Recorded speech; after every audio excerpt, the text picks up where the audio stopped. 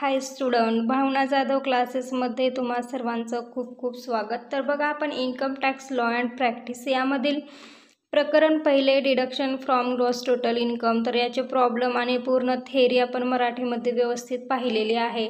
Next chapter तुमचा assessment of partnership firm, तर यातील सुद्धा थेअरी आणि इम्पॉर्टंट क्वेश्चन आपण बघितलेले आहेत। ते व्हिडिओ पाहिले नसतील तर तुम्ही चॅनेलच्या प्लेलिस्टमध्ये जाऊन ते व्हिडिओ पाहू शकतात। तर आजच्या व्हिडिओमध्ये आपण असेसमेंट ऑफ कोऑपरेटिव्ह सोसायटी, तर याचे थेअरी पूर्ण आपण अभ्यासणार आहोत आणि नेक्स्ट व्हिडिओमध्ये आपण याचे प्रॉब्लेम अभ्यासणार आहोत, ठीक आहे। तर त्याआधी चॅनेलवर नवीन असाल तर चॅनलला सबस्क्राईब करा, व्हिडिओला लाईक करा आणि तुमच्या मित्रमैत्रिणींना व्हिडिओ शेअर करा। तर बघा, आपण आज कोऑपरेटिव्ह सोसायटीचे प्रॉब्लेम अभ्यासणार आहोत। त्याआधी तुम्हाला सर्वात आधी थेअरी लक्षात घ्यायची आहे। तर आज आपण पूर्ण थेअरी पार्ट हा समजून घेणार आहोत, ठीक आहे। तर बघा, chapter 3 assessment of cooperative society, तर यामध्ये काय काय लक्षात ठेवायचं आहे तर ते तुम्हाला आज मी सांगणार आहे। तर बघा, असेसमेंट ऑफ कोऑपरेटिव्ह सोसायटीमध्ये तुम्हाला 4 गोष्टी लक्षात ठेवायच्या आहेत। पहिली आहे income from house property, house प्रॉपर्टीपासून होणारे इन्कम, त्याचबरोबर income from business, income from capital gain, income from other sources. तर या 4 हेडपासून मिळणारे उत्पन्न हे तुम्हाला कोऑपरेटिव्ह सोसायटीमध्ये लिहायचं आहे, ठीक आहे। तर ग्रॉस टोटल इन्कम तुम्हाला भेटेल। त्यानंतर याच्यातून तुम्हाला लेस काय करायचं आहे, डिडक्शन अंडर सेक्शन 80P। तर 80Pमध्ये काय काय ॲड आहे तर पहा, कशापासून मिळालेलं उत्पन्न तुम्हाला डिडक्शन देता येईल 80Pमध्ये। तर पहा, बँकिंगपासून उत्पन्न मिळाले किंवा क्रेडिट फॅसिलिटीने, तेव्हा एक तुम्हाला लेस करायचं आहे। कॉटेज इंडस्ट्री, झोपडी, कुटीर उद्योग याच्यापासून मिळालेलं उत्पन्न तुम्हाला 80Pमधून लेस करून घ्यायचं आहे। त्यानंतर कृषी उत्पादन, ॲग्रिकल्चर, फळ, फूल, अन्नधान्य, अंडी, विपणन यासारखे कृषी उत्पादन। त्यानंतर शेतीसाठी वापरले जाणारे बी बियाणे, खुरपे, पशुपालन, अवजारे, अशा पद्धतीने जर तुम्हाला दिलं असेल तर हे सुद्धा 80Pमध्ये तुम्हाला मान्य वजावट द्यायची आहे। त्यानंतर अन्नधान्याची प्रक्रिया ही विजेचा वापर न घेता केलेली असावी। जी प्रक्रिया अन्नधान्य तयार करत असताना विजेचा वापर न करता तयार केलेला, म्हणजेच ते तुम्हाला येथे लेस करायचं आहे। 6वा आहे सामूहिक श्रम पुरवठा, म्हणजे मजूर पुरवठा, उत्पन्न वजावट, तर हे सुद्धा तुम्हाला डिडक्शन द्यायचं आहे। त्यानंतर 7 आहे मासे जतन करून व्यवसाय उत्पन्नाची वजावट, तर याची सुद्धा वजावट तुम्हाला द्यायची आहे। तर अशा एकूण 7 पद्धतीने येणारे जे इन्कम आहे तर ते तुम्हाला 80Pमध्ये लेस करायचे आहे, ठीक आहे।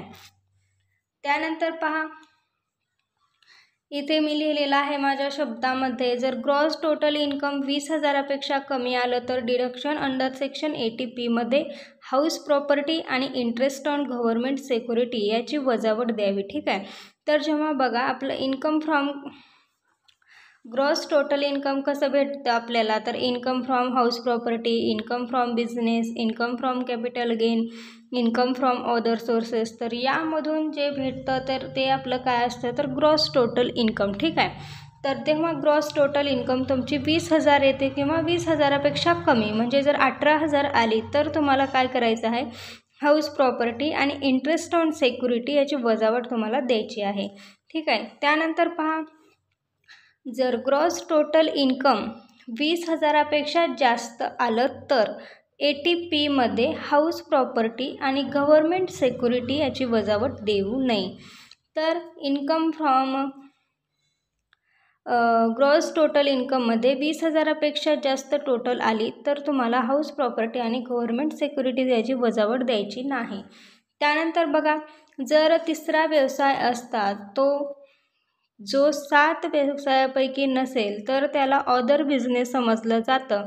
तर अदर बिझनेस असेल तर 50,000ची वजावट आपल्याला द्यायचं आहे। म्हणजे उदाहरणार्थ काय, सायकल दिले असेल, सायकलपासून होणारं उत्पन्न किती असेल तर 70,000, तर हे आपण कुठे लिहितो वरती, हे 70,000 आपण अदर बिझनेसमध्ये घेतो। तर खाली 80Pमध्ये वजावट देताना तुम्हाला अदर बिझनेस म्हणून तुम्हाला इथे 50,000चीच वजावट द्यायची आहे, ठीक आहे। अदर बिझनेसपासून भेटलेलं तुम्हाला फक्त 50,000ची वजावट यामध्ये द्यायची आहे।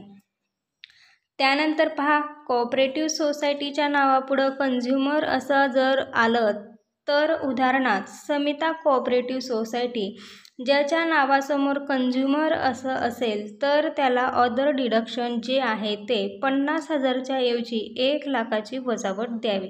ग्राहक सहकारी संस्था कंझ्युमर याला 1,00,000ची वजावट तुम्हाला तिथे द्यायची आहे.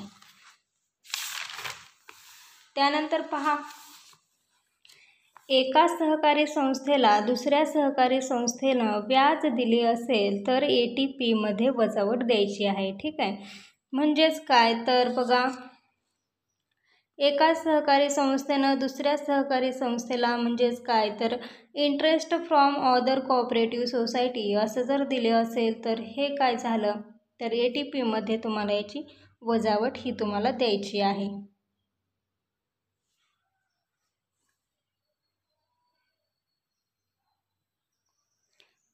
त्यानंतर पहा, दुसऱ्या सहकारी संस्थेकडून व्याज मिळाले तर वजावट द्यावी. इंटरेस्ट, तर बघा इंटरेस्ट असेल तर तुम्हाला द्यायचं आहे. इन्कम म्हणजेच उत्पन्न झालं असेल तर ते तुम्हाला ATP मध्ये लिहायचं आहे. Income from interest on cooperative सोसायटीपासून मिळालेले उत्पन्न तुम्हाला लेस करायचं आहे. त्याचबरोबर dividend from another cooperative society, dividend म्हणजेच लाभांश तुम्हाला भेटला असेल तर तुम्हाला ते ATP मध्ये लेस करून घ्यायचं आहे. त्यानंतर बघा, कोऑपरेटिव्ह बँक व कोऑपरेटिव्ह सोसायटीकडूनच व्याज मिळालं तरच वजावट द्यावी. म्हणजेच काय, डिव्हिडंड आणि इंटरेस्ट. कोऑपरेटिव्ह सोसायटी किंवा बँक याच्याकडून जर इंटरेस्ट भेटला असेल, डिव्हिडंड भेटला असेल तरच तुम्हाला त्याची वजावट ATP मध्ये द्यायची आहे. त्यानंतर इंटरेस्ट रिसिव्ड SBI असं असेल तर त्याची वजावट मिळणार नाही. फक्त सहकारी संस्थेकडूनच व्याज मिळालं तरच वजावट मिळेल ATP मध्ये. ओके.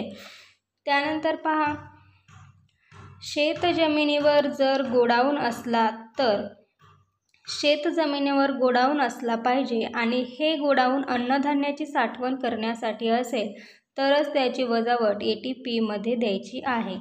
त्यानंतर गृहनिर्माण सहकारी संस्था नसावी, वाहतूक ट्रान्सपोर्ट करणारी नसली पाहिजे आणि अर्बन कंझ्युमर सोसायटी नसली पाहिजे. विजेच्या मदतीने उत्पादन करणारी सहकारी संस्था नसली पाहिजे. त्याचबरोबर वरील 4 पैकी सहकारी संस्था नसली पाहिजे.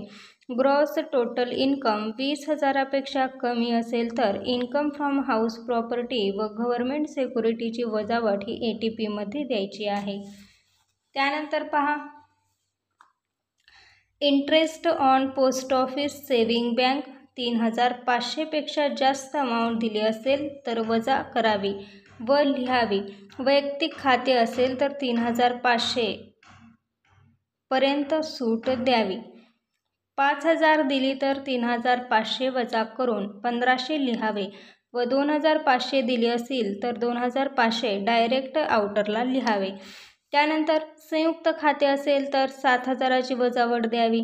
डिडक्शन ATP मध्ये इन्कम फ्रॉम बिझनेस व इन्कम फ्रॉम अदर सोर्सेसमधील डिव्हिडंड असेल तरच वजावट द्यावी, अन्यथा देऊ नये. ठीक आहे, तर अशा पद्धतीने या तुम्हाला कोऑपरेटिव्ह सोसायटीच्या मध्ये प्रॉब्लेम सोडवत असताना लक्षात ठेवायचं आहे. तर कोऑपरेटिव्ह सोसायटीमध्ये सगळ्यात महत्त्वाचं तुम्हाला काय तर ग्रॉस टोटल इन्कम जर 20,000पेक्षा जास्त आली तर तुम्हाला हाऊस प्रॉपर्टी आणि अदर सोर्सेसमधलं डिडक्शन तुम्हाला द्यायचं नाही. आणि जर तुमचं 20,000पेक्षा ग्रॉस टोटल कमी आलं तर तुम्हाला पूर्ण वजावटी देणे ह्या गरजेच्या आहेत. त्यानंतर अदर बिझनेसकडून भेटलेलं इन्कम जर 50,000पेक्षा जास्त असेल तर तुम्हाला फक्त 50,000ची ही वजावट द्यायचं आहे, म्हणजे सायकलपासून मिळणारं उत्पन्न.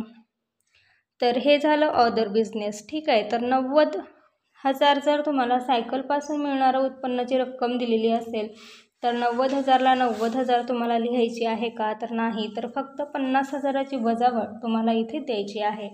तर अशा पद्धतीने या असेसमेंट ऑफ कोऑपरेटिव्ह सोसायटी याची थेअरी तुम्हाला लक्षात ठेवायची आहे. तर नेक्स्ट व्हिडिओमध्ये आपण डायरेक्ट प्रॉब्लेमला सुरुवात करणार आहोत, तर कशा पद्धतीने हे प्रॉब्लेम सोडवायचे आहेत. तर त्यासाठी चॅनेलवर नवीन असाल तर सबस्क्राईब करा आणि बेल आयकॉनला प्रेस करा, जेणेकरून नवीन येणाऱ्या व्हिडिओची नोटिफिकेशन तुम्हाला सर्वात आधी भेटत राहील. तुम्ही माझा कोणताही व्हिडिओ मिस करणार नाहीत. धन्यवाद.